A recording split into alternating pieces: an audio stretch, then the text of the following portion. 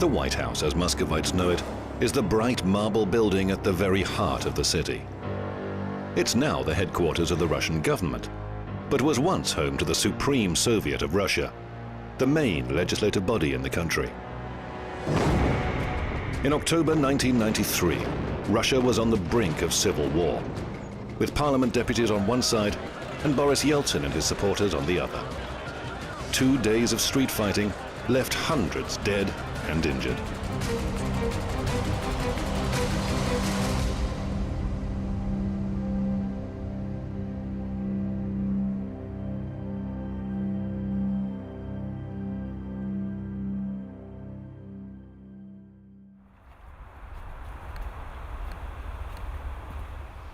Not far from the Supreme Soviet building is where Svetlana Kuzmina often comes to visit her son's grave.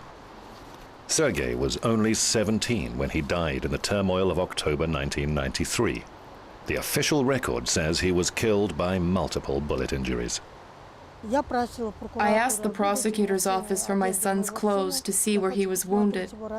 They didn't give them to me and destroyed them before the investigation was completed. College student Sergei was a supporter of neither the president nor the Legislative Assembly. He simply went to the White House with a friend to see what was going on. On the eve of his death, Sergei argued with his mother. He said, "Why don't you vote? Why is it that you vote for father instead of him? I want to vote for myself. That's why I'm going there, to find out who is right and who is wrong. I want to decide my country's fate." Sergei would never see the final moments of confrontation between Russia's parliament and president. Yeltsin, who controlled tank divisions, would give the order to fire directly at the parliament building, with shells pounding the offices of the Supreme Soviet chairman and the vice president, who sided with the deputies. People were watching from that very bridge, welcoming each shot with applause. That's the kind of people we are. We stood there and clapped. Tank shells were fired at the Supreme Soviet deputies. They had once been Yeltsin's colleagues. In August 1991, there was a communist coup to prevent the collapse of the Soviet Union. At that time, Russian President Yeltsin and his followers took refuge in the Supreme Soviet building. Yeltsin won that battle and the White House survived. 2 years later, Yeltsin and those same deputies found themselves on opposite sides. A lot of Yeltsin supporters had second thoughts. If in 1991 I had been the only one in Parliament against the collapse of the Soviet Union and against the ratification of the necessary agreements, by 1993 most of the deputies shared the same view. The USSR's collapse led to a tough ordeal for many people. TV footage of endless queues and empty shops remain a timeless image. Thousands found themselves way below the poverty line. The old economic system crashed overnight. Among those who supported Yeltsin, such as then Prime Minister Yegor Gaidar, there were calls for radical reform. Yeltsin was aware that the Soviet Union's bankruptcy and lack of currency to buy grain had resulted in an economic disaster. It put him in a tough situation that had to be dealt with. In April 1993, the people of Russia voted in a referendum on supporting the president and his reform program. Almost 59% backed Yeltsin. However, each side of the political conflict interpreted those results in its own way. There was a moment when an agreement could have been reached. But then Rutskoy and Hezbollah said that only drug addicts and drunkards voted for Yeltsin. And things spun out of control again.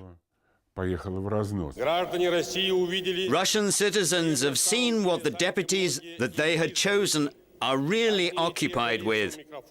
The same faces behind the microphones, saying the same things, calling for an overthrow. Deputies began to block all of the president's initiatives. Economist Ruslan Khasbalatov, then Supreme Soviet Speaker, openly claimed that the president was behind each and every economic and social disaster. These disagreements took root above all in his expansionist ambition, in his longing for dictatorial power and tyranny. And economic reform only exacerbated these disagreements. In the last days before the crisis, Ruslan Khasbalatov showed his colleagues a flak jacket that he wore under his shirt. Even then, the possibility of military confrontation between Parliament and the President was considered a joke. Nobody could possibly imagine what consequences might follow. Parliament deputies decided that at the next conference that they would vote to initiate Yeltsin's impeachment. In addition, Yeltsin learned that many weapons were being gathered in Parliament. It became obvious that there was no other way to resolve the situation.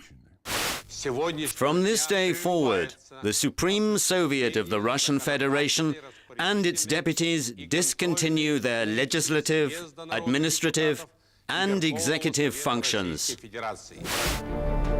Deputies responded with a decree removing Yeltsin from the presidency. Vice President Alexander Rudskoy was appointed as the country's new head.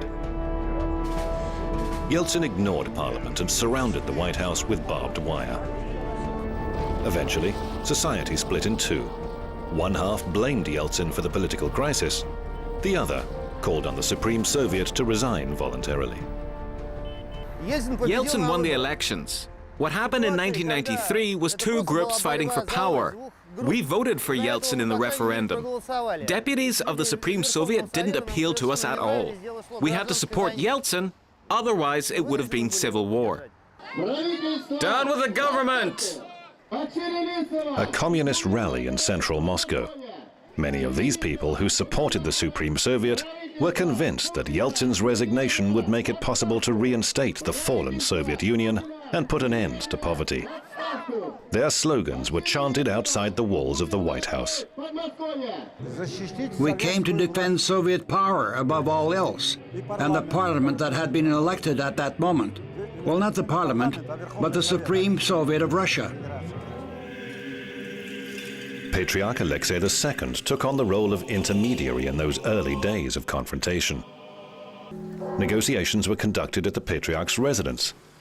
Church ministers suggested a zero-sum option to both sides. Boris Yeltsin would agree to retract Decree 1400, which effectively dismissed the parliament, while the deputies would revoke the president's impeachment. The negotiations were not easy. They started with each side calling the other our enemy and our foe. I begged them to stop talking like that, because the purpose of the meeting was to find a way out of the crisis that had engulfed our country. Yeltsin's gang's on trial.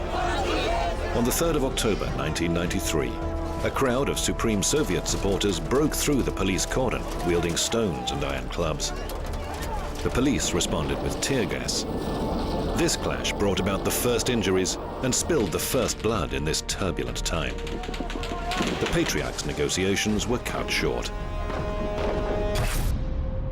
From the very first moments of conflict, a startling theory began to emerge: that the fighting between the opposing Yeltsin and Supreme Soviet supporters was being inflamed by a mysterious third force. Over there on Devyatinsky Lane, just to the right, there's a 9-story building. I noticed that standing on its roof was a man in civilian clothes holding a sniper rifle. I saw him aiming it, although I didn't see him fire it. I tried to take a picture of him, but at that exact moment, I was wounded. Meanwhile, Vice President Rudskoy gives the order to storm City Hall, directly in front of Moscow's White House, with the words, "Find and punish the snipers."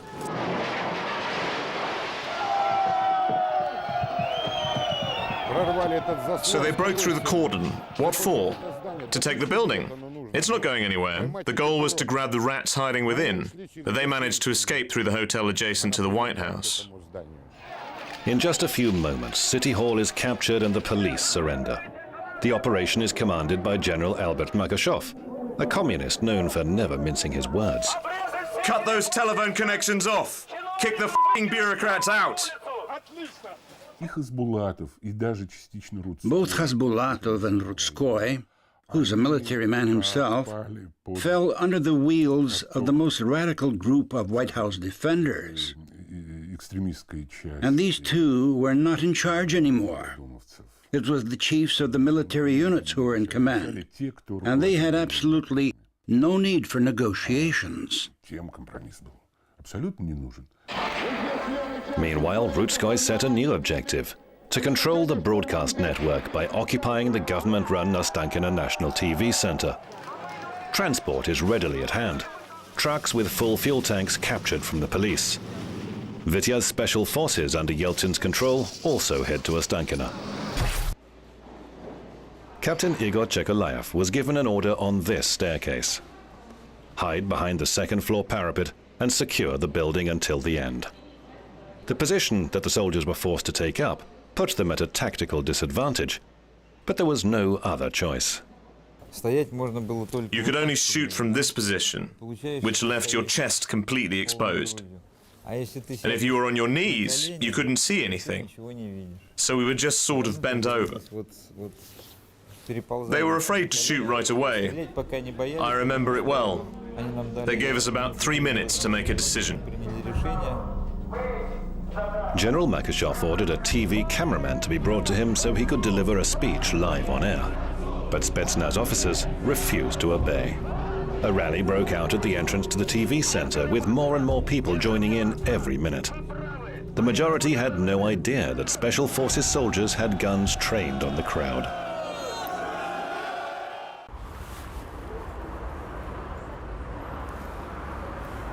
Photographer Alexei Baitsov has no difficulty finding bullet holes at the television center. He came to Ostankino with a group of Supreme Soviet supporters. It still remains unclear how a column of armed people was able to march so easily across the whole of Moscow. I'm not the one to judge who was right and who was wrong. My first duty as a reporter is to document the event. Commenting on it isn't my job. But the fact is that at this very spot, they were shooting at me.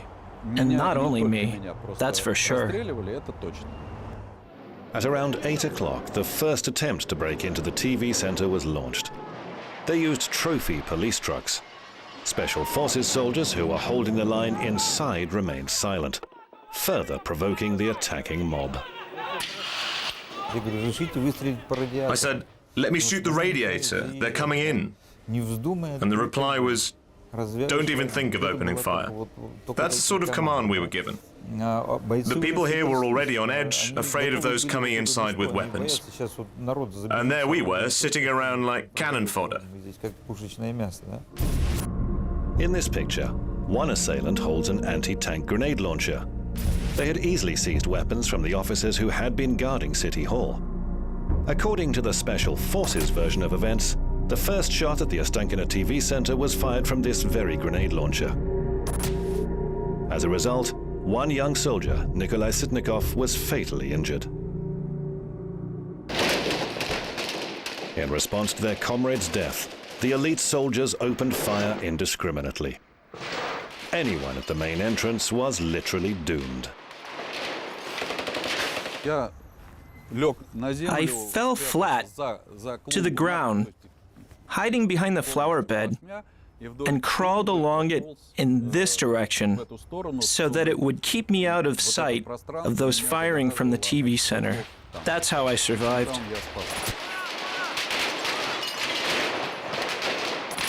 There was one man who called out to the Special Forces officers, "I'm dragging an injured man away. Don't interfere or he'll die." And he turned his back to the officers. There was a burst of gunfire, and he dropped dead. Reminders of that battle remain to this day. The bullets that caused these holes at the TV center were fired by both sides.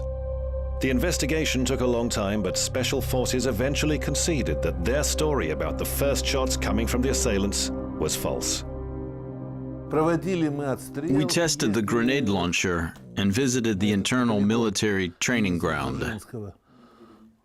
All of them told us point blank that the grenade launcher was not fired inside the television center, and that Officer Sitnikov's death has no relation to it. Nevertheless, the majority of Muscovites who took to the streets that night in support of Yeltsin were convinced that the Ostankino slaughter had been unleashed by Supreme Soviet followers. At the rally, they called for people to take up arms and defend democracy. Similar appeals were heard on TV. As a result, after the rally, people really went to the White House the next morning, and some of them died there after being shot by their own government troops. This is how the square in front of the White House looked at dawn on the 4th of October 1993. Many of these people have little more than an hour to live. Soon after 6 o'clock in the morning, the barricades would be torn down by Yeltsin's forces. The first victims of that horrible day lay here. I saw them from the window of the Supreme Soviet building. They were two young guys who had been shot beside a shallow trench. I think that was probably the most depressing image of all. This is how the streets next to the White House looked on the 4th of October 1993.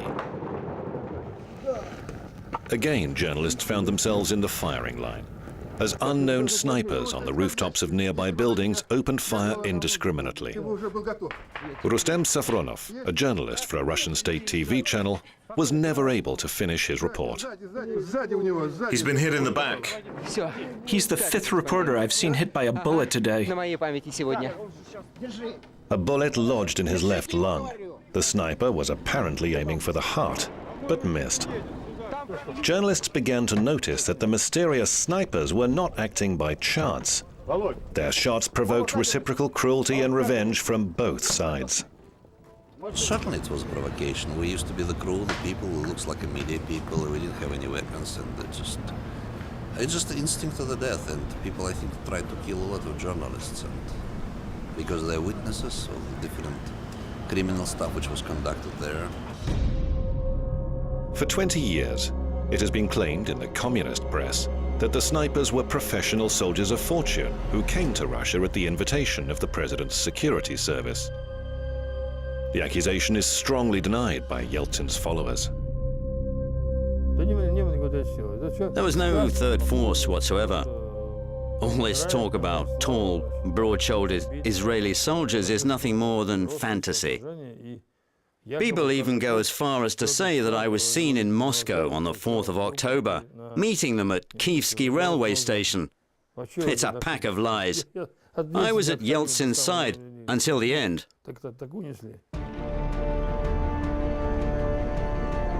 These pictures went all around the world. Tanks on the Moscow River embankment firing directly at the Supreme Soviet building. At this moment, former Vice President Rudskoy appeals from inside the White House for the military to rescue the besieged deputies. Pilots, if you hear me, take off. I beg you. Save the dying people. They had to say something in their defense, so they lied that they had used blank or wooden shells. But the building was burning. You remember how much time it took to restore it? How could blank shells cause such damage?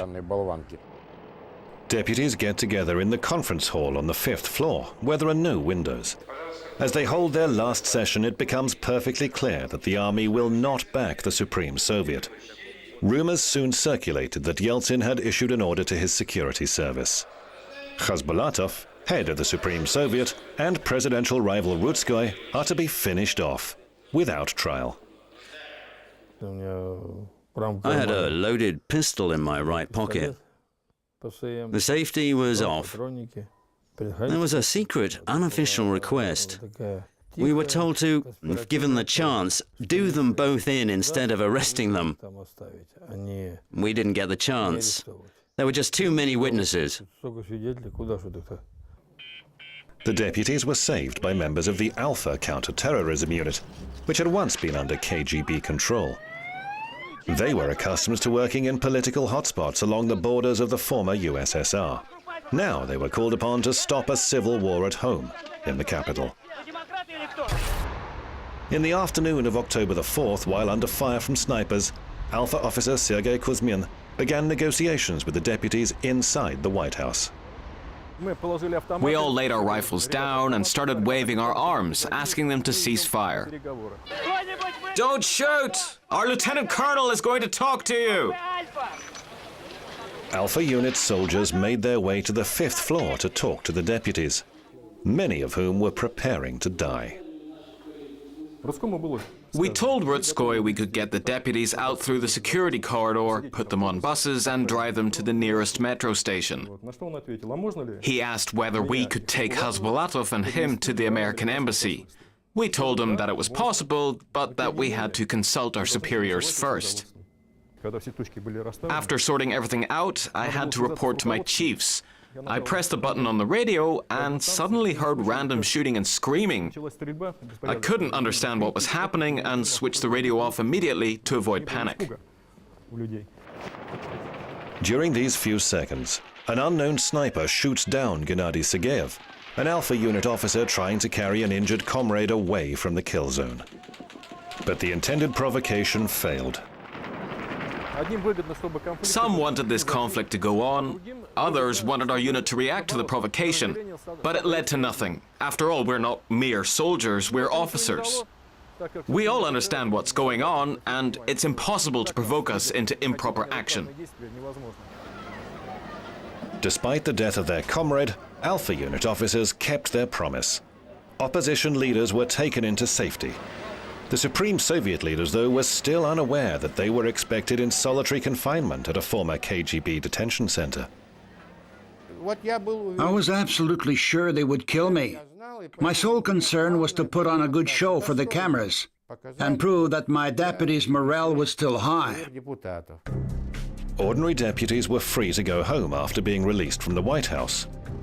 Those who tried to get to the metro station through adjacent yards, though, had one more humiliation to endure.